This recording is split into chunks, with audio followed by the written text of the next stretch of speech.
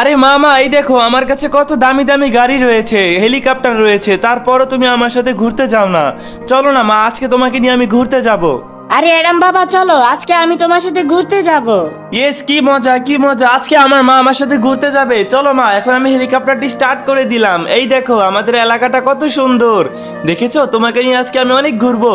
কিন্তু আমার হেলিকপ্টারটার কি হলো? আরে আরে, হেলিকপ্টার তো ক্র্যাশ হয়ে যাচ্ছে। আল্লাহ, এটা কি হয়ে গেল?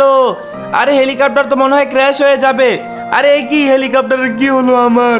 আরে মা মা মা কোথায়? আরে এটা কি? এটা তো দেখি জিন। আরে অ্যাডাম, আমি তো জিন। তুমি বলো এখন আমার কাছে তুমি কি চাও? আরে আমি চাই আমার মা যেন বেঁচে যায়।